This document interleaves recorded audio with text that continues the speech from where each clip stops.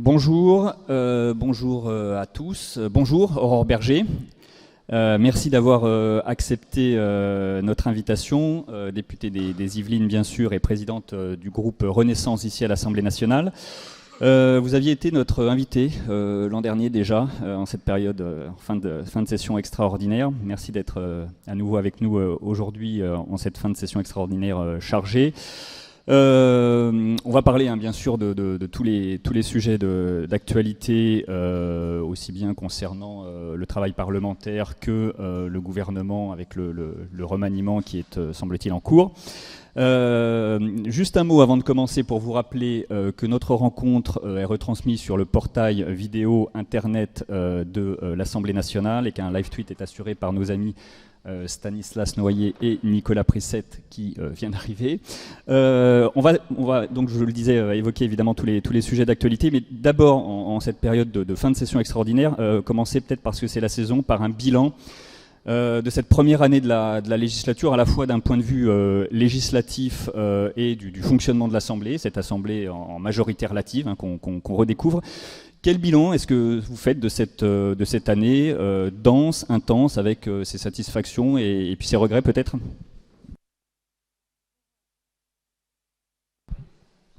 Un, deux, voilà, ça fonctionne bien comme ça. Bonjour à toutes et à tous et merci pour votre invitation.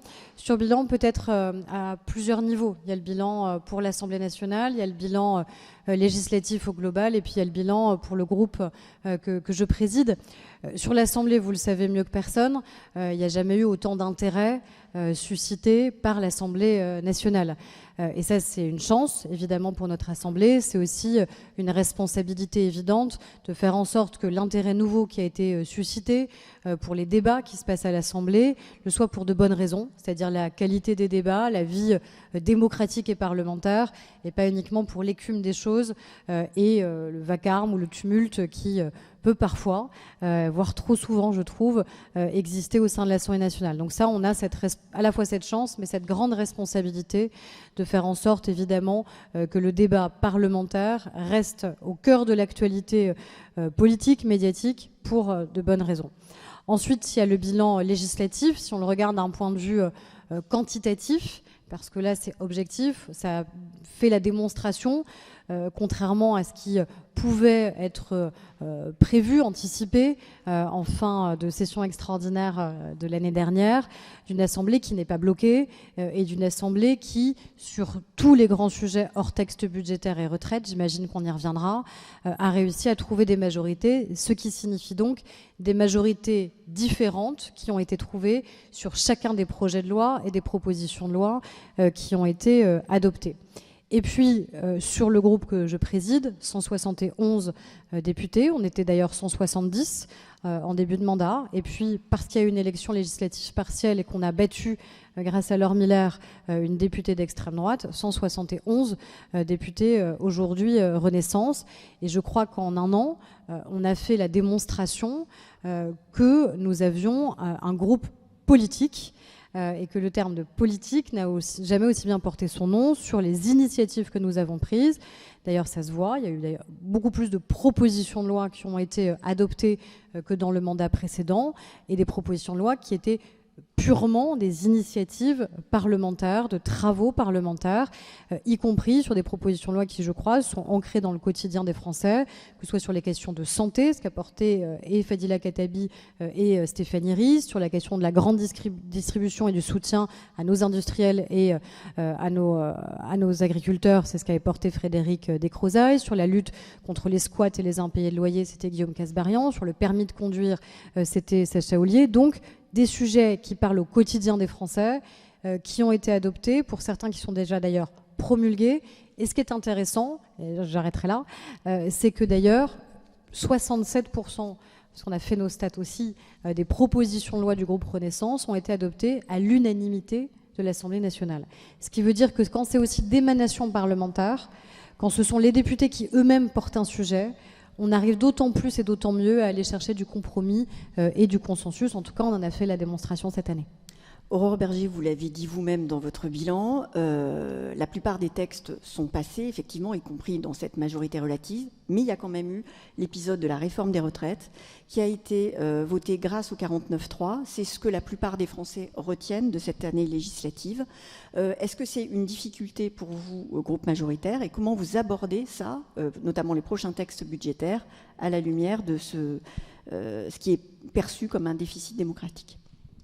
Une majorité relative, ça veut dire deux choses. Ça veut dire que sur chaque texte, il faut aller construire des majorités nouvelles. Et c'est ça qui est intéressant d'ailleurs. Il n'y a pas eu quasiment 2 fois la même majorité exactement sur les différents projets de loi qui ont été adoptés. Donc à chaque fois, vous remettez le métier sur l'ouvrage. Donc ça, c'est à la fois très intéressant, c'est beaucoup plus difficile aussi qu'avant, mais ça suscite beaucoup plus d'intérêt pour le travail parlementaire.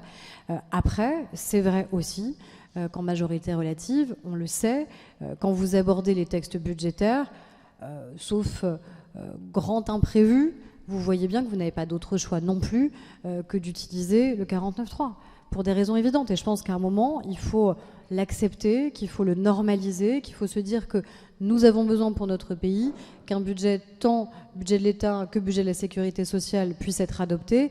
Et donc que ça ne veut pas dire que vous n'écoutez pas les oppositions, que ça ne veut pas dire que vous ne retenez pas des propositions des oppositions, puisque dans le 49.3 budgétaire, PLF, PLFSS, enfin dans les 49.3, systématiquement des propositions, des amendements des différents groupes d'opposition ont été retenus. Et comment vous allez faire justement pour le normaliser ? Parce que nous, ici, presse parlementaire, on peut comprendre ça, mais le grand public, comment il va faire pour comprendre ça ? Je crois que sur les textes budgétaires, le grand public l'a compris. Ils savent qu'on est en majorité relative. Ils savent donc qu'on n'a pas de majorité sur les textes budgétaires. Et que pour le bon fonctionnement de l'État, pour le bon fonctionnement de la sécurité sociale, on n'a pas d'autre choix que de faire en sorte que ces textes, à un moment, soient définitivement adoptés. La question qui se pose, c'est comment on arrive malgré tout à faire vivre le débat en commission, à le faire vivre en hémicycle, à respecter les oppositions et à démontrer quand même que même si à la fin, on sait bien qu'on ne sera pas d'accord parce que voter le budget veut dire que les oppositions valideraient aussi les choix politiques et les grandes orientations politiques qui sont les nôtres. Dans une municipalité, c'est la même chose. Les oppositions ne votent pas pour le budget de la majorité. Et ils votent même par principe, quoi qu'il arrive, contre. Donc je pense qu'il faut accepter que les oppositions, par principe, ne pourront jamais donner quitus sur les budgets, PLF, PLFSS, mais que nous, notre responsabilité, c'est d'arriver malgré tout à travailler avec elles. C'est ce qui est fait sur les dialogues de Bercy au niveau du gouvernement. C'est ce qui est fait ici très en amont avec le rapporteur général Jean-René Cazeneuve, avec Stéphanie Rist, la rapporteure générale du PLFSS. Et ça, il faut qu'on le mette en scène, qu'on démontre que quand bien même on sait qu'à la fin, l'issue est peut-être institutionnellement écrite, ça ne veut pas dire que d'un point de vue démocratique, on ne puisse pas ni avoir de débat, ni retenir des arguments et des propositions des oppositions. Est-ce qu'après un an de législature, vous diriez que cette assemblée en majorité relative, avec des oppositions qui représentent sans doute mieux que dans les précédentes législatures la diversité du paysage politique français, est-ce que vous diriez que cette représentation nationale est une chance ou pas pour le débat, pour la démocratie, après un an de... Moi, j'ai jamais voulu reprendre cette expression parce que je ne considère pas comme une chance d'avoir 88 députés d'extrême droite et 74 députés d'extrême gauche. C'est plutôt le rappel physique, j'allais dire, au sein de l'hémicycle du combat politique qu'on doit mener pour faire en sorte que la prochaine présidentielle, puisqu'elle est déjà dans toutes les têtes, en tout cas dans beaucoup d'entre elles, et que le débat politique ne se résume pas à un tête-à-tête demain entre l'extrême gauche et l'extrême droite. Et je peux vous dire que pour moi qui suis physiquement placée vraiment au milieu de cet hémicycle, vous voyez même une emprise physique. Quand vous voyez 88 députés d'extrême droite qui se lèvent pour applaudir leur présidente de groupe candidate à l'élection présidentielle, quand vous avez les 74 députés d'extrême gauche, oui, il y a une emprise physique dans l'hémicycle et qui vous rappelle encore une fois le combat politique et la raison première pour laquelle vous avez une mission en tant que parlementaire et parlementaire de la majorité. Donc non, c'est pas une chance, c'est une représentation qui est sans doute plus juste, évidemment, des opinions politiques des Français. Ça ne veut pas dire que ça doit devenir notre horizon, mais au contraire, qu'on doit mener un combat qui doit être pour à la fois les réformes que nous voulons porter et la démonstration de leur efficacité, et le combat politique sur le fond face à ces oppositions. On a constaté parfois des tiraillements entre vous et les autres groupes de la majorité. Est-ce que c'est parce qu'on est en majorité relative ou est-ce que c'est parce qu'on est dans le second quinquennat ? Moi, je pense qu'il faut assumer déjà que la majorité présidentielle, c'est 3 groupes et 3 partis politiques. Si on pensait 100% la même chose, il y aurait un parti politique, il y aurait un groupe politique à l'Assemblée. Donc ça veut dire qu'on a le droit à la nuance, qu'on a le droit à la diversité des opinions et des convictions politiques qui sont les nôtres. Et à la fin, on s'est toujours retrouvés, déjà sur tous les moments qui ont été des vrais moments de tension au sein de l'Assemblée nationale, on a été en totale solidarité entre les 3 présidents de groupe et entre nos 3 groupes politiques. Personne n'a failli, personne n'a manqué à l'appel, tout le monde a été au rendez-vous, que ce soit évidemment sur l'épisode des retraites, mais sur d'autres sujets qui ont été importants en termes de combat politique, on s'est toujours mutuellement soutenus. Mais après, ça veut dire qu'il faut qu'on accepte, encore une fois, un droit à la différence et que c'est pas grave. Parce que si on sait se retrouver sur l'essentiel, si on sait se retrouver dans les combats politiques qui sont clés pour nous, on a bien le droit aussi d'avoir des nuances et d'avoir des différences. Et après, à nous de l'organiser, à nous aussi d'accepter, de faire accepter. Moi, c'était aussi mon rôle au sein du groupe Renaissance, d'accepter que quand vous n'êtes pas hégémonique, vous devez faire en sorte de laisser de la place aux autres. Et c'est vrai qu'on n'a pas appris à vivre comme ça quand on a vécu en majorité absolue. On n'avait pas des co-rapporteurs. On ne fonctionnait pas de cette manière-là, on ne répartissait pas de cette manière-là les responsabilités. Et moi, c'est quelque chose à laquelle je suis attachée. Ce qu'on a fait, par exemple, sur Industrie verte, la commission spéciale est présidée par Bruno Millienne, qui est député du MoDem. Ce qu'on va faire sur la commission spéciale sur le numérique, c'est que ce sera un député Horizon, pour Luc Lamiraud, qui présidera la commission spéciale. J'ai proposé à Jean-Paul Mattei d'être d'ailleurs rapporteur sur le dernier projet de loi de cette session qui sera examiné demain, qui est le projet de loi reconstruction. Donc ça, je pense que c'est une bonne manière d'arriver à travailler ensemble et à montrer que chacun doit avoir sa place. Il y a à la fois une place pivot et centrale qui est celle de Renaissance, mais pour réussir à élargir la majorité, il faut d'abord garantir d'avoir sa majorité et donc d'avoir les 251 députés de la majorité qui se sentent suffisamment à l'aise pour porter ensemble des combats. Juste une question avant de passer la parole à Brigitte d'abord et puis à Frédéric ensuite. Vous diriez que cette situation justement de majorité relative où un certain nombre de votes se jouent parfois à quelques voix près, mais aussi la pression sur le gouvernement l'oblige à faire davantage attention à ce que veut sa majorité ? C'est sûr que les choses, on la donne à changer. D'ailleurs, la Première ministre elle-même, dans la conclusion qu'elle a eue, que ce soit dans la réception qu'elle a faite à Matignon ou quand elle est venue, nous, à notre pot de fin de session, c'est finalement ça qu'elle a dit aussi aux députés. C'est qu'évidemment, les rapports entre le gouvernement et la majorité ont évolué de manière manifeste parce que même si les Français le perçoivent sans doute moins, mais un peu moins légiféré que dans le mandat précédent, ça a imposé un rythme qui est en vérité encore plus important que dans le mandat précédent, parce que chaque voix compte, parce que chaque député compte beaucoup plus encore que dans le mandat précédent. Donc oui, et moi j'ai aussi essayé en tant que présidente de groupe d'assumer d'avoir une totale loyauté évidemment vis-à-vis du gouvernement et du président de la République, on n'a jamais failli, mais d'assumer aussi qu'on ait une vraie initiative parlementaire et liberté d'initiative parlementaire en allant sur des propositions de loi qui ont pu être portées, être adoptées, encore une fois souvent à l'unanimité, parce que la donne avait changé aussi entre le gouvernement et la majorité. Brigitte. Oui, Brigitte Boucher, LCP. Vous parlez de votre majorité. Est-ce que votre objectif pour l'année qui vient, c'est de l'élargir encore et d'aller chercher des députés de droite pour avoir une majorité absolue ? Est-ce que vous pensez que c'est possible ? Est-ce que vous pensez que c'est possible ou pas ? Et comment vous voyez les choses pour l'année qui vient ? Moi, je pense que la question, elle n'est pas sur, j'allais dire, du démarchage ou du débauchage individuel. C'est pas comme ça que les parlementaires fonctionnent de toute façon. Et je ne crois pas que ce soit nous notre responsabilité. Ce qui est sûr, c'est qu'on a une méthode qui a été développée depuis 1 an, à laquelle, en vérité, peu croyaient. Peut-être nous-mêmes dans cette pièce. On ne pensait pas que ce serait possible et que ça pourrait durer 1 an. Mais la vérité, c'est que ça a fait la démonstration de son efficacité dans le débat parlementaire et politique. Donc moi, ma question, c'est pas qui va prendre sa carte à Renaissance, c'est est-ce que sur chaque projet, sur chaque proposition de loi, on peut avoir une majorité sans pour autant faire de l'eau tiède. Parce que le risque, il aurait pu être là aussi.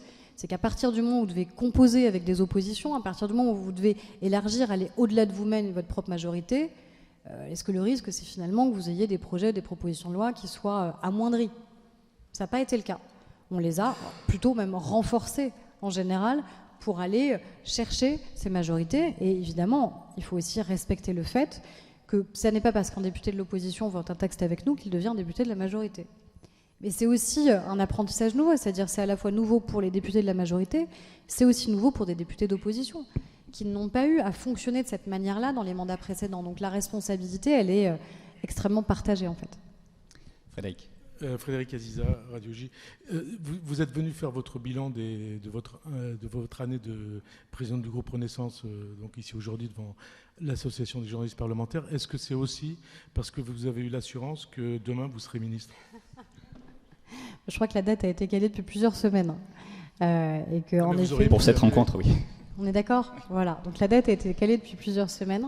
Et je pense que c'est important de montrer ce que nous avons fait dans cette vie parlementaire depuis un an. Et vous allez être ministre ou pas? Et je n'ai pas à répondre à d'autres questions que celles qui me sont posées sur le travail parlementaire. Moi, j'ai la chance d'être présidente de groupe. Vous savez, je m'étais présentée dans le précédent mandat. Je n'avais pas gagné. Je n'avais pas réussi à convaincre suffisamment de députés de me faire confiance. J'ai été élue. Je n'ai pas été nommée, j'ai été élue pour devenir présidente de groupe au début de cette session parlementaire. Ce n'est pas un choix que j'ai fait par défaut, c'est un choix que j'ai fait par conviction, parce que je crois profondément à la vie parlementaire. Et je crois que ce qui s'est passé depuis un an m'a plutôt donné raison sur la manière avec laquelle on a revitalisé, avec aussi des circonstances qui nous ont aidés, qui nous ont portés, la vie parlementaire. Et je vois aussi comment on parle aujourd'hui des députés de la majorité, comment on parle des députés Renaissance, et on en parle de manière différente par rapport à ce qu'on avait dans le précédent mandat. Et je crois qu'on en parle de manière bien plus respectueuse, en démontrant aussi l'apport politique qui a été le leur. Comme on est en train de parler d'actualité, une petite question sur ce qui est en train de se passer juste devant l'Assemblée. Il y a les journalistes du Journal du Dimanche qui sont là. Ce matin, il y a une proposition de loi qui a été déposée pour garantir la liberté éditoriale. Elle a été signée notamment par des députés de votre groupe. Qu'est-ce que vous en pensez? Est-ce que cette PPL a votre soutien? C'est un texte évidemment dont on a parlé, notamment avec Violette Spielbout, qui est porte-parole du groupe Renaissance, qui travaille beaucoup sur les questions médias et qui a co-signé cette proposition de loi. Je peux évidemment comprendre que des journalistes du JDD n'aient pas envie que leur signature se mêle à celle d'un directeur de la rédaction qui serait en opposition avec les convictions qui sont les leurs, les valeurs qu'ils ont envie de porter. Et je comprends que c'est le sens évidemment de la grève qu'ils ont engagée depuis maintenant plusieurs semaines. La question qui se pose d'un point de vue parlementaire, elle doit à mon avis trouver sa réponse notamment dans les états généraux de l'information qui vont commencer au mois de septembre. D'ailleurs, le fait que celui qui va présider les états généraux de l'information soit le président de Reporters sans frontières démontre bien aussi la coloration que le président de la République a voulu y donner, à la fois sur la garantie qui existe déjà dans la loi, mais qui peut-être mérite d'être réaffirmée sur la liberté éditoriale des journalistes, qui n'est pas la même chose que le fait que les politiques n'ont pas à choisir la ligne éditoriale des médias. Ça n'est pas à nous d'avoir un avis sur la ligne éditoriale de tel ou tel organe ou titre de presse. Libre à nous après de souhaiter ou pas y donner une interview. En revanche, la question est évidemment la question de la garantie de la liberté éditoriale des journalistes et la question de la concentration des médias. Elle est d'ailleurs plus largement, dans le cas des états généraux de l'information, la lutte contre les ingérences étrangères aussi, la lutte contre la désinformation, la question de l'intelligence artificielle. Il y a beaucoup de défis auxquels la presse et vous-même, vous allez évidemment être confrontés, des défis éthiques aussi qui se posent.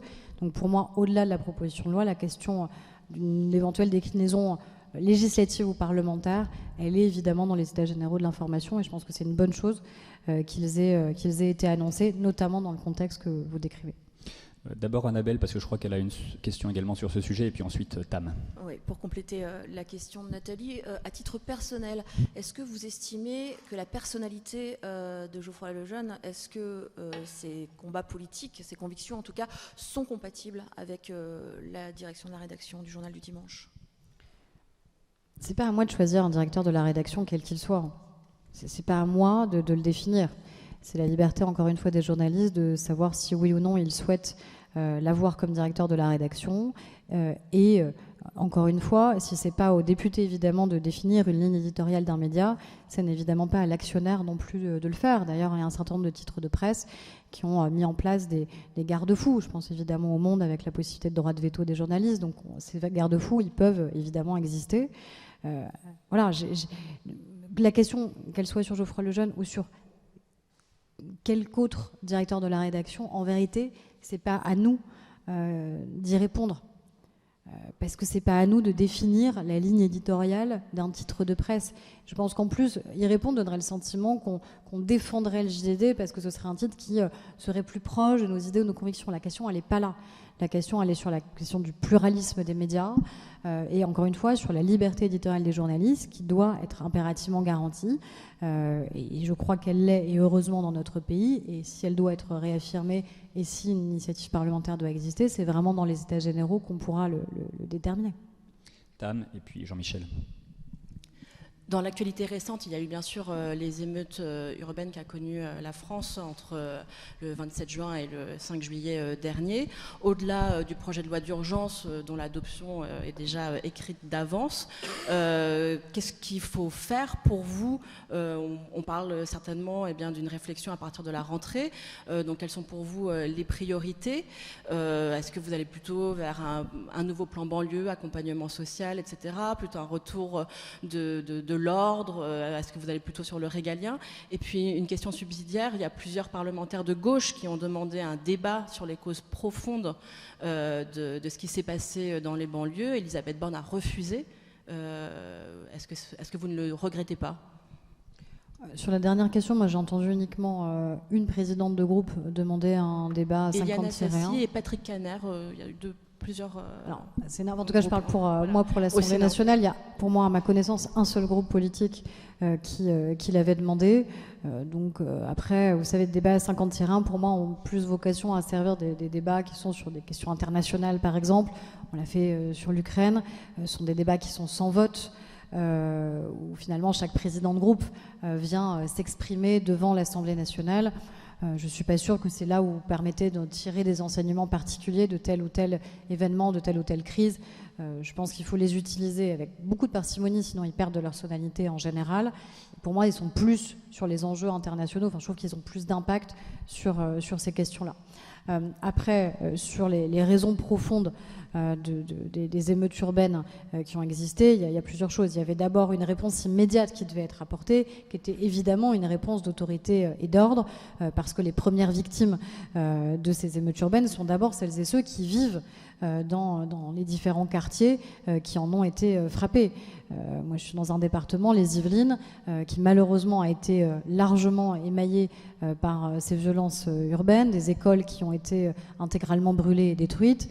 Les premières victimes, ce sont les enfants des quartiers qui sont retrouvés le lendemain matin sans école publique. D'où le fait qu'évidemment on porte ce projet de loi et que j'espère que chacun votera ou en tout cas ne s'opposera pas à ce projet de loi qui permet juste à tous les maires qui ont été directement touchés par les émeutes de pouvoir reconstruire de manière extrêmement rapide, de pouvoir être mieux financés aussi et accompagnés pour le faire. Je ne comprendrais pas honnêtement qu'un seul groupe politique ou qu'un seul député essaye d'entraver ce projet de loi avec le risque derrière qu'il ne puisse pas être promulgué dans les délais et qu'il ne permette pas encore une fois que des bâtiments publics, des écoles, des bibliothèques, des médiathèques et aussi évidemment des bâtiments privés puissent être reconstruits. Et après, sur les causes plus profondes, c'est très difficile en vérité d'arriver à juger dans cette temporalité-là. C'est aussi ce qu'a dit le président de la République, et je pense qu'il a raison. Essayer de tirer immédiatement des enseignements à quelques jours des émeutes, je ne suis pas certaine que vous y apportiez la bonne réponse. Nous, ce qu'on a fait, c'est qu'on a déposé une proposition de loi qui me paraît utile, qui était aussi sur les enjeux d'autorité, de dire qu'au-delà de la réponse de l'État avec ce projet de loi reconstruction, on dépose une proposition de loi pour faire en sorte que de manière plus systématique, celles et ceux qui ont participé aux dégradations soient aussi ceux qui participent à la réparation de ces dégradations. Et je crois que c'est quelque chose qui est extrêmement attendu dans nos quartiers, justement, de faire en sorte qu'il y ait une forme de sanction-réparation plus automatique. Et je crois que c'est important parce que vous allez avoir ce sujet-là, je l'ai vu chez certains maires, mais des Français, sur le consentement à l'impôt.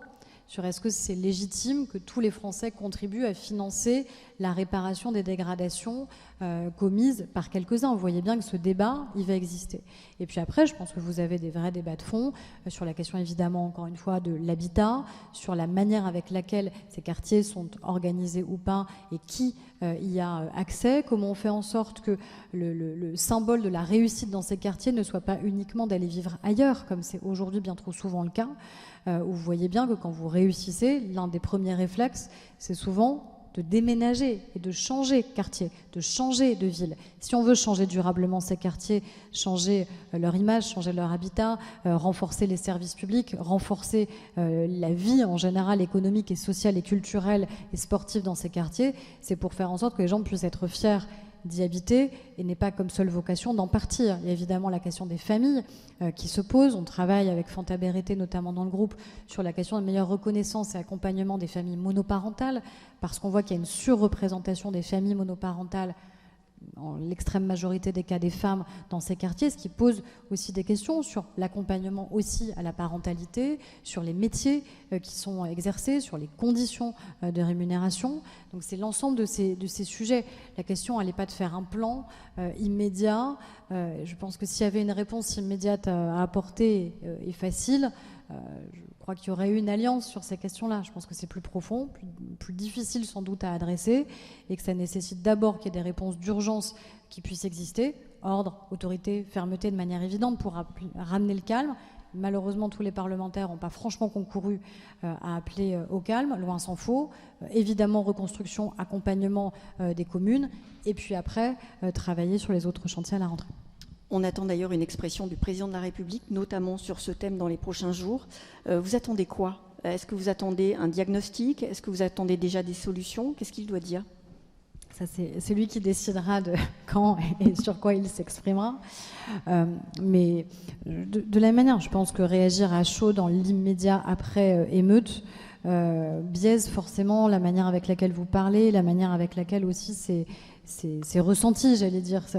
Et je pense que la parole du président de la République, elle est d'autant plus attendue qu'elle est aussi rare et qu'on a une parole qui, du coup, structure ensuite la manière avec laquelle les politiques publiques doivent être conduites. C'est comme ça que notre 5e République fonctionne. On a un président de la République qui est là pour fixer des grandes orientations et qui est là pour donner un chemin politique à notre pays, d'autant plus encore une fois, des événements qui ont heurté profondément les Français et on comprend bien pourquoi. Donc je pense qu'au-delà du diagnostic, sans doute qu'il commencera à esquisser un certain nombre de solutions, mais je pense que honnêtement, sur un certain nombre de dispositions qu'on a prises depuis 6 ans sur le renforcement des services publics qui sont les nôtres, si vous avez pu avoir 45 000 policiers et gendarmes pour permettre que le calme revienne et que finalement les émeutes ne durent que 5 jours, si c'est toujours 5 jours de trop, c'est aussi parce que nous avons considérablement renforcé les effectifs dans les 6 dernières années. Sinon, ça n'aurait pas été possible. Et je pense que ça, c'est la démonstration aussi que les mesures que nous prenons depuis 6 ans, elles produisent malgré tout aussi des effets. Ce qu'on vient de faire sur le projet de loi justice, réarmement général de nos services publics. Typiquement, quand vous avez toute la politique éducative, vous voyez bien que nous n'avons pas encore au collège les enfants qui ont bénéficié des dédoublements de classe en CP et CE1. Ce sera l'année prochaine, l'année d'après. Donc c'est là aussi on va pouvoir juger de la réussite éducative et donc sociale et de la mobilité sociale qui peut exister pour ces enfants. Et je pense que l'une des plus grandes politiques sociales qu'on ait menées, elle est sur notre politique éducative, sur le dédoublement des classes et sur la politique qu'on a menée pendant le Covid. Parce que l'un des principaux risques pendant le Covid, c'était justement que les enfants les plus défavorisés, notamment dans ces quartiers-là, ne puissent plus aller à l'école. Et c'est ce qui s'est produit dans certains pays.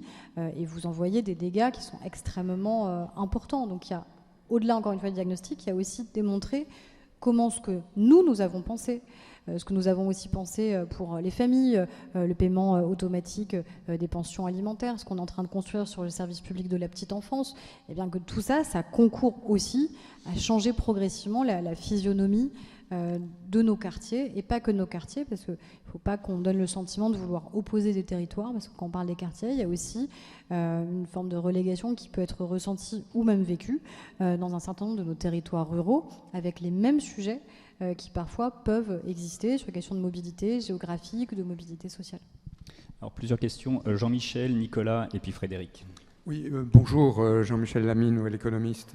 Vous avez beaucoup insisté sur la réussite d'une majorité relative à l'Assemblée nationale. Mais le Parlement, il ne peut pas tout. Alors je voulais vous demander, les objets extra-parlementaires que sont le Conseil national de la refondation, la Convention citoyenne, et puis tout récemment l'appel de la Première ministre aux syndicats, d'une certaine manière leur dire « faites la loi ».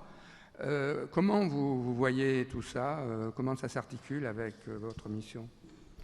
L'objectif, c'est que chacun soit dans son rôle, que les partenaires sociaux soient concertés et associés, et qu'ensuite le Parlement puisse débattre et déployer des accords, et notamment de l'accord national interprofessionnel. C'est évidemment légitime et c'est même nécessaire. Sinon, à quoi serviraient les partenaires sociaux s'ils ne peuvent pas aussi être force de proposition sur les sujets qui les concernent directement?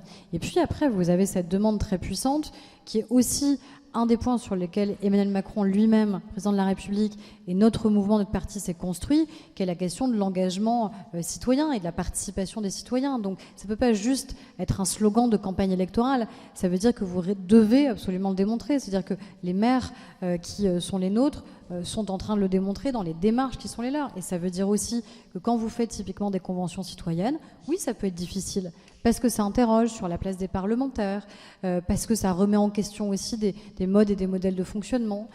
Mais à la fin, ça veut dire que vous essayez des procédés, des méthodes qui sont vraiment nouveaux et qui, je crois, sont nécessaires si on veut faire la démonstration qu'encore une fois, on a la force d'une démocratie représentative, qui est la nôtre, qui est notre cas ici à l'Assemblée nationale, mais qu'en plus de cette démocratie participative, et non pas en concurrence, on peut aussi avoir une démocratie citoyenne qui s'exerce, où chacun, encore une fois, est dans son rôle, où la Convention citoyenne va débattre, va intégrer aussi les contraintes qui sont celles finalement des parlementaires, parce qu'ils vont pouvoir largement consulter, faire évoluer leur point de vue, remettre des propositions. Les propositions, ce n'est pas un cahier des charges à suivre pour les parlementaires, mais ce sont des propositions sur lesquelles nous, on peut ensuite se baser pour faire, je crois, un meilleur travail parlementaire. En tout cas, moi, c'est comme ça que je l'ai considéré. Dans le précédent mandat, j'ai été rapporteur sur la loi climat et résilience.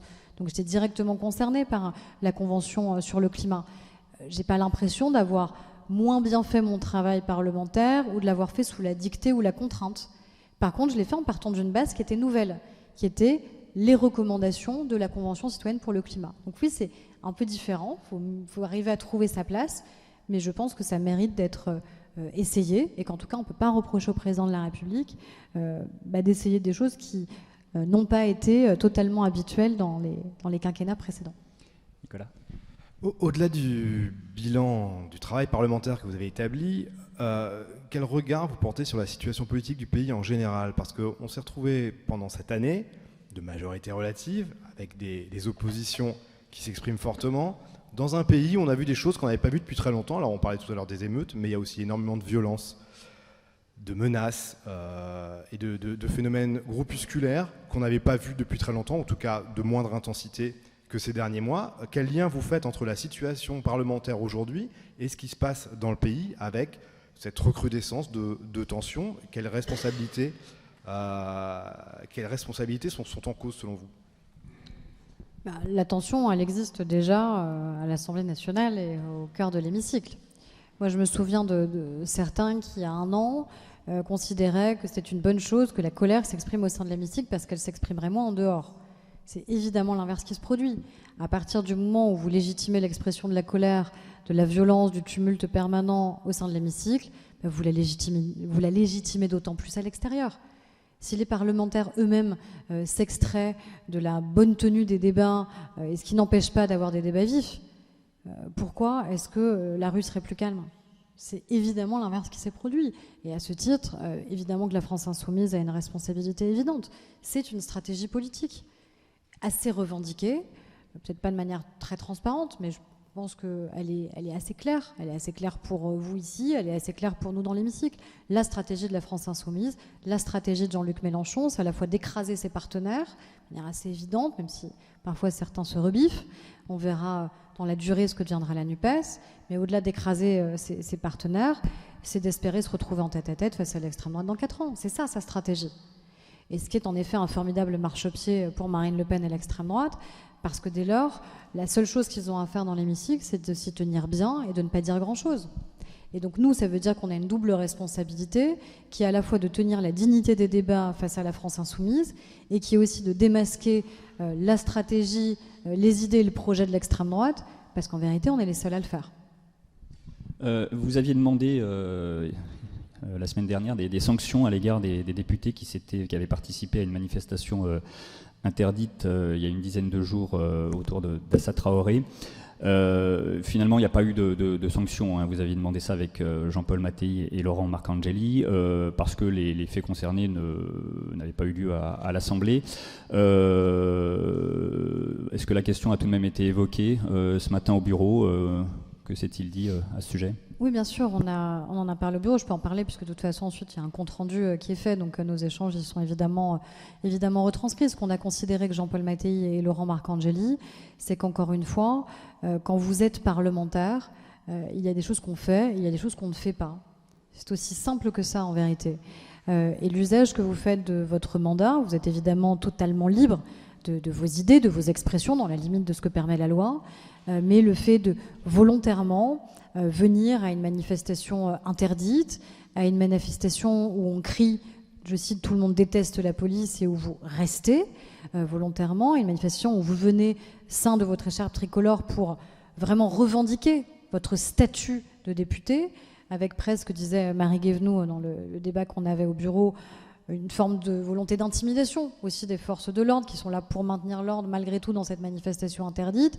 Quand vous venez avec votre écharpe tricolore, c'est un peu aussi renvoyer le message qui est de dire quelque part je suis intouchable parce que je suis un député de la nation. Non. Le député de la nation doit d'abord respecter les règles que lui-même vote et dont il demande aux Français de les respecter. Donc le débat qu'on a eu, c'était plutôt pour mettre ce sujet vraiment en débat au sein du bureau de l'Assemblée nationale, pas tant sur la question de est-ce qu'il faut ou pas une sanction, la question elle n'est pas là, mais juste de se dire qu'est-ce qu'à un moment on tolère, on accepte de la part d'un parlementaire, qu'est-ce qui est digne en fait de l'exercice de la fonction du député, du sénateur aussi, mais nous en ce qui concerne les députés, de facto l'attitude qui est la leur n'est évidemment pas à la hauteur de ce qu'est notre mandat parlementaire. Et ça, c'est un vrai sujet. Et d'ailleurs, la présidente de l'Assemblée a demandé à ce que, oui, il y ait une bonne tenue, je reprends son expression, de l'ensemble des parlementaires. Elle a d'ailleurs rappelé à l'ordre la France insoumise qui, depuis quelques semaines maintenant, refuse de se lever dans l'hémicycle à l'entrée de la présidente de l'Assemblée nationale ou d'autres vice-présidents. Voilà, il y a des règles aussi qui doivent à un moment se respecter, de bonne tenue. Elle essaie de vivre ensemble et je crois que c'était important que ce débat existe de manière à ce que le bureau de l'Assemblée nationale puisse en discuter et puisse acter du fait aussi que oui, on attend de l'ensemble des députés, quelles que soient leurs convictions, quelle que soit l'expression de leurs convictions, encore une fois, une dignité, une décence et une bonne tenue, tant des débats dans l'hémicycle que de leur attitude à l'extérieur. Frédéric. Pour avoir votre analyse de la situation politique actuelle, comment vous avez perçu la reconduction d'Elisabeth Borne à Matignon ? Est-ce que vous auriez souhaité un virage un peu plus affirmé, une autre nomination, un changement à Matignon ? Et puis certains dans votre groupe ont trouvé que sa reconduction avait été un peu cavalière, du bout des lèvres. Elle aurait peut-être mérité une démission, une renomination par le président de la République qui l'aurait davantage légitimée. Quelle est votre analyse politique sur cette séquence ? Moi, j'ai la chance en tant que présidente de groupe de travailler avec la Première ministre main dans la main depuis 1 an. Donc je peux vous dire, et la force de caractère qui est la sienne, et la force de travail qui est la sienne, et le respect qu'elle a gagné de la part des députés de la majorité, et je crois que je peux le dire aussi, non seulement au nom des députés Renaissance, mais vraiment de l'ensemble des députés de la majorité présidentielle, qui apprécient travailler avec elle, et qui ont vu à quel point, dans les moments qui ont été des moments de tension importants, elle a d'abord toujours pensé, non pas à son intérêt personnel, mais à l'intérêt des projets qu'elle défendait, et ce pourquoi elle le faisait. Et je crois que ça, c'est extrêmement précieux et rare en politique, et que ça a toujours été la ligne qui a été la sienne au service de l'État, quelles que soient les fonctions d'ailleurs qu'elle ait exercées. Après, je crois que le président de la République a réaffirmé de manière claire son attachement à sa première ministre et son soutien. Sinon, il est le seul, évidemment, à pouvoir définir, choisir, déterminer qui doit pouvoir être notre Premier ministre. Et il a choisi non seulement Elisabeth Borne il y a un an, mais il a choisi de la reconduire et de le faire savoir aussi cette semaine. Donc, moi, j'ai pas d'autres commentaires à faire que cela, et de vous dire encore une fois la chance, je crois, que nous avons, qu'elle soit notre Première ministre, et l'attachement qui est très sincère des députés de mon groupe et des députés de la majorité présidentielle à son égard. Bonjour, Audrey Tison, France Info. À quoi sert le remaniement qui est en cours, d'après vous? Et quel genre de personnes, de personnalités, de profils doivent entrer, d'après vous, pour donner un nouvel élan? Vous savez bien, en me posant la question, que je ne vais pas vous donner la réponse que vous espérez. Puisque vous avez bien un avis à minimum sur à quoi sert ce genre de remaniement? Moi, ce n'est pas à moi de commenter un remaniement. Il existera ou pas. C'est le président de la République et sa première ministre qui en déterminent les modalités et les acteurs. Et je n'ai pas de jugement à porter. Le seul jugement, moi, que je peux porter, encore une fois, il est sur les 171 députés du groupe Renaissance et sur la qualité du travail qu'on peut réaliser et le lien qui est le nôtre avec le gouvernement, la première ministre et le président de la République. On se retrouvera d'ailleurs ce soir au ministère des Relations avec le Parlement. Voilà, moi, je n'ai pas d'autres, évidemment, commentaires à faire sur le sujet. Anita. Madame Berger, excusez-moi, mais vous avez dit que le président de la République a fait savoir de manière claire qu'il renouvelait sa confiance à Madame Borne. Il aurait quand même pu le faire savoir d'une autre manière que par un conseiller qui a appelé les rédactions en leur donnant des informations off, non? Ça méritait quand même un communiqué, au moins de la part de l'Élysée. Bah, écoutez, vous poserez la question aux communicants de l'Élysée. Moi, je ne sais pas vous répondre à cette question-là. Puisque vous parliez de manière claire, c'est pour ça que je vous reprends. Oui, mais parce que je crois que de manière claire... Et surtout de bonnes pratiques. Je crois que de manière claire, vous avez toutes et tous ensuite écrit des articles disant le président de la République confirme Elisabeth Borne comme Première ministre. Donc si ça n'avait pas été clair, vous auriez écrit différemment ou vous n'auriez pas écrit. Donc je pense que tout le monde a compris le message qui était celui du président de la République, son intention et le maintien d'Elisabeth Borne à Matignon. Stanislas, micro arrive. Oui, un certain nombre d'observateurs disent que les difficultés actuelles de la majorité peuvent tenir au fait que Emmanuel Macron n'est pas rééligible dans quelques années. Est-ce que vous y songez? Est-ce que vous pensez à qui pourrait incarner des idées? Est-ce que le macronisme perdurera? Est-ce que des personnalités pourraient incarner cet avenir afin que ça ne soit pas qu'une parenthèse? Vous savez, beaucoup ont espéré qu'on soit une parenthèse. Le président de la République a été réélu, n'en déplaise à certains qui parfois font mine de penser qu'il n'a pas été réélu. Il a été réélu. Il a été réélu d'ailleurs avec un score au premier tour qui était nettement plus important qu'en 2017. Et même s'il n'a pas une majorité absolue, aucune autre majorité alternative n'existe. Et c'est aussi la démonstration qu'on a fait en un an. Aucune autre majorité alternative, crédible ou cohérente, n'existe. Sinon, ça veut dire que les motions de censure auraient été adoptées, et elles ont été très nombreuses à avoir été déposées. Il y a eu plus de motions de censure que de 49.3. Donc il y a eu beaucoup d'opportunités pour renverser le gouvernement et démontrer qu'une autre majorité pouvait exister. Ça n'a pas été le cas. Après, avant de penser, même si je sais bien que tout le monde pense à 2027, enfin j'en doute pas en tout cas, il faut d'abord réussir.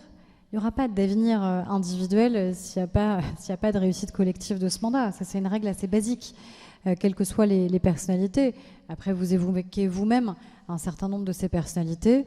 Tant mieux qu'ils soient nombreux, et tant mieux qu'on considère qu'on a plusieurs candidats qui peuvent incarner la suite des valeurs que nous portons.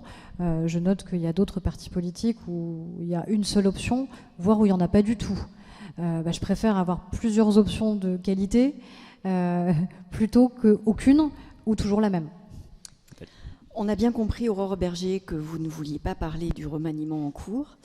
En revanche, est-ce que en tant que présidente de groupe, vous avez été sollicitée pour, par exemple, que le remaniement se fasse maintenant et non pas en septembre, eu égard au mois de latence qu'il y a pour les députés qui pourraient rentrer au gouvernement. Est-ce que ça a été dans la discussion, oui ou non? Et ensuite, est-ce que vous avez été sollicité sur des personnalités de votre groupe, parce que vous nous aviez dit plusieurs fois durant cette année qu'il y avait des personnalités de votre groupe qui avaient émergé. Est-ce qu'on vous a posé des questions et sollicité là-dessus? J'essaye. Ouais, je reconnais l'habileté d'essayer de me faire dire ce que je n'ai pas à dire en posant la question de manière différente. Mais je peux répondre en partie sur la dernière question en disant que oui, on a beaucoup de personnalités qui ont émergé dans ce groupe, soit des députés qui ont été réélus, qui sont devenus pour certains, par exemple, présidents de commission, soit des personnalités nouvelles. Ce que je note, c'est que malheureusement, notre groupe a réduit entre 2017 et 2022, mais qu'on a des personnalités nouvelles, et beaucoup d'entre elles qui ont réussi à émerger en un an, alors que pour les groupes qui ont largement augmenté leurs effectifs, on ne connaît pas autant de parlementaires. On ne connaît pas de parlementaires nouveaux, ou un ou deux au grand maximum pour l'extrême droite, et c'est pareil pour l'extrême gauche. Par contre, dans un groupe qui, malheureusement, s'est resserré, puisqu'on a perdu un certain nombre de talents avec les dernières législatives, eh bien, malgré tout, on a réussi à faire émerger plus de talents que les oppositions réunies. On n'a jamais d'ailleurs autant partagé les responsabilités au sein de notre groupe, mais ça veut dire voilà, qu'on a des gens talentueux. Est-ce que certains seront appelés à prendre des fonctions gouvernementales? Tant mieux pour eux si c'est le cas, parce qu'ils seront encore plus et encore mieux connus des Français. Et c'est aussi l'objectif. Et l'objectif aura été, voilà, on aura réussi à démontrer que des gens ont émergé cette dernière année et donc sont légitimes à entrer au gouvernement. Et puis, ils pourront aussi largement déployer leur talent, quoi qu'il arrive, au sein de l'Assemblée nationale, parce que remaniement ou pas, je crois que l'intérêt suscité par l'Assemblée nationale et par le groupe que je préside continuera. En tout cas, c'est évidemment notre objectif. Et sur la temporalité, ça a une incidence ou pas? À partir du moment où, de toute façon, la session parlementaire se termine là, vous n'avez pas d'incidence potentielle sur des voix qui manqueraient ou ce genre de choses. C'est ça la question. Donc, de toute façon, qu'il y ait ou pas un remaniement, là, vous voyez bien qu'on est en toute fin de session parlementaire, avec deux textes qui seront soumis au vote de l'Assemblée nationale. Encore une fois, j'espère que personne n'osera s'y opposer et prendre le risque de fragiliser nos communes. Et on le verra, on aura la réponse demain.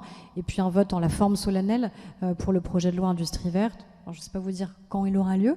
Je ne sais pas si on finira vendredi par une prolongée à 2-3 heures du matin, si ce sera samedi ou même dimanche, puisqu'on a ouvert ce week-end. Mais qui aura lieu, quoi qu'il arrive, en fin de semaine. Et on sait qu'a priori, il y a une majorité large qui s'exprimera en faveur de ce texte.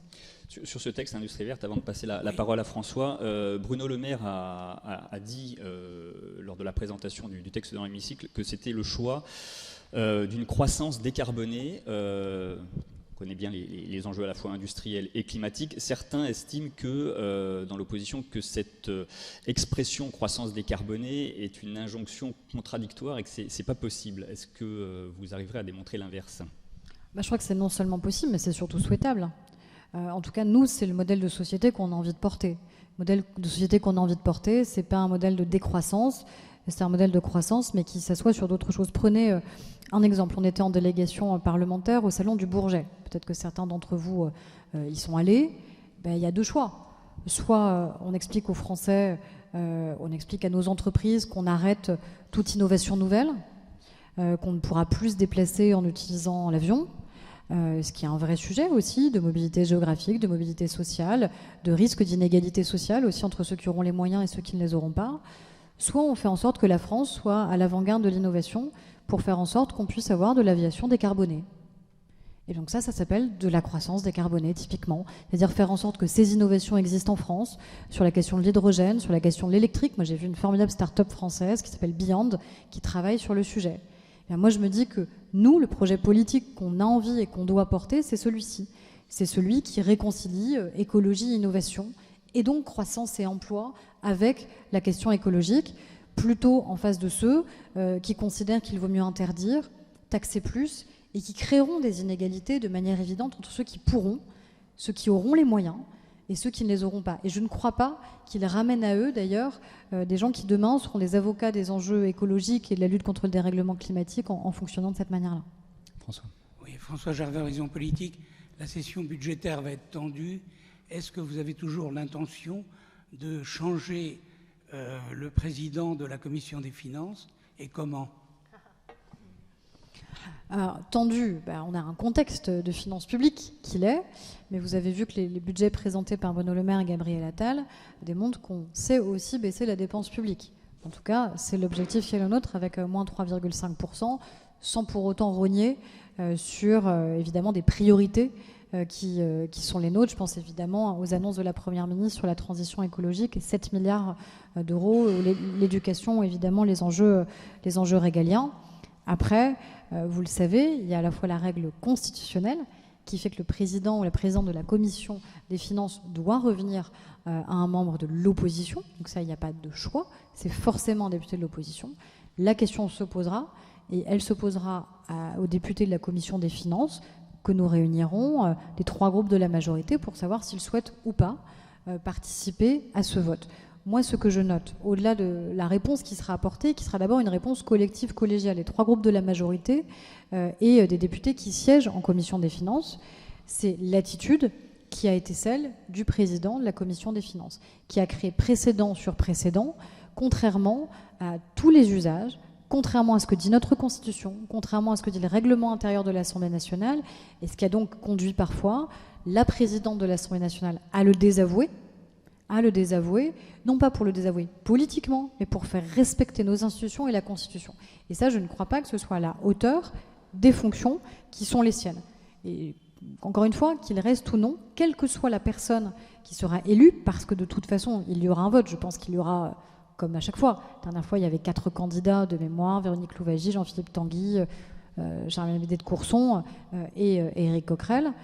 Quelle que soit la personne qui sera élue et choisie, ça veut dire qu'il doit impérativement, évidemment, faire respecter notre institution et notre Constitution. Ça n'en fera pas de lui un député de la majorité pour autant. On peut être un excellent député de l'opposition tout en respectant les institutions. Excusez-moi de revenir sur le sujet sur lequel vous faites des réponses très laconiques. Le remaniement, est-ce que vous pensez vraiment qu'un remaniement à minima, un ajustement en plein été, puisse renouer le lien de confiance avec les Français? Et est-ce que vous pensez que ce nouvel attelage gouvernemental pourra tenir jusqu'à la fin du quinquennat, ou est-ce qu'il faut peut-être penser à un vrai remaniement, une vraie nouvelle impulsion dans quelques mois? Bon, je vous remercie de me reposer la question d'une autre manière. Donc je vais apporter à chaque fois la même réponse. Donc il y a peut-être d'autres sujets que vous avez envie d'évoquer. Encore une fois, ce n'est pas à moi de me prononcer sur la question du remaniement. Ils sont 2 à décider, le président de la République et la Première ministre. Et ils feront les bons choix, puisque ce sont les 2 personnes habilitées à les faire. Mais l'opinion, ce qui compte à mon avis, au-delà des personnalités qui sont choisies, c'est les politiques que l'on mène.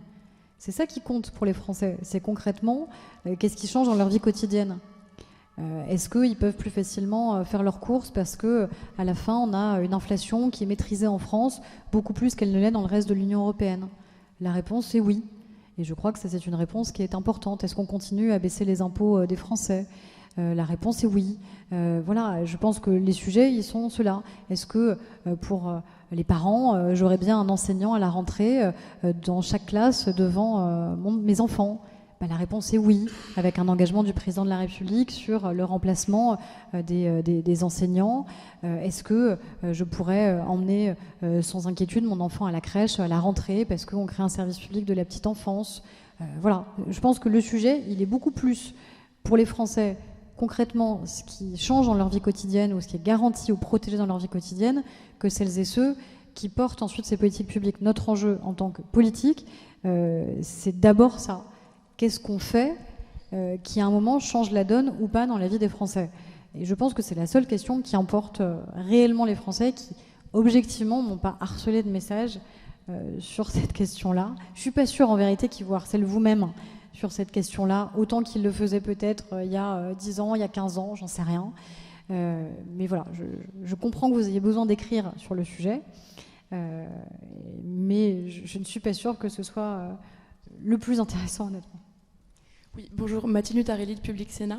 Vous avez fait le bilan en fait, de cette année parlementaire et il y a aussi cette année plusieurs propositions de loi qui ont été adoptées ou non sur la constitutionnalisation de l'IVG. En mars, le président de la République avait parlé de le reprendre dans une réforme de la Constitution. Et depuis, on n'a plus d'informations. Il y a des groupes de travail qui se sont mis en place, qui ont été arrêtés. Est-ce qu'il y a des avancements à ce sujet ? Je vous remercie déjà de poser la question et j'aurais dû moi-même en parler. Donc merci de poser la question. Déjà, on a fait la démonstration à l'Assemblée et au Sénat, ce qui n'était pas une évidence du tout, et vous le savez bien notamment pour le Sénat, qu'il y avait donc une majorité de parlementaires qui souhaitaient que l'IVG soit protégée et donc inscrit dans la Constitution. Et ça, c'est fondamental. Quand la Cour suprême américaine prend la décision qui a été la sienne, j'ai immédiatement déposé une proposition de loi constitutionnelle. Au moment où je le dépose, tout le monde me dit de toute façon, ça n'a aucun avenir, ce ne sera pas adopté. Et puis, parce que les gens sont toujours très bien renseignés, le président de la République ne soutiendra pas l'initiative. Bon, il se trouve que quand je dépose une proposition de loi constitutionnelle, on peut peut-être imaginer que j'en parle au président de la République qui est un peu concerné par une modification de la Constitution. Et les faits ont démontré encore une fois, par les votes à l'Assemblée et au Sénat qu'il y avait cette majorité. La Première ministre s'est d'ailleurs immédiatement engagée quand j'ai déposé cette proposition de loi, et le président de la République s'est lui-même engagé le jour de l'hommage à Gisèle Halimi. Il y a donc deux questions qui se posent. Maintenant que cette majorité a été démontrée, enfin trois, pardon.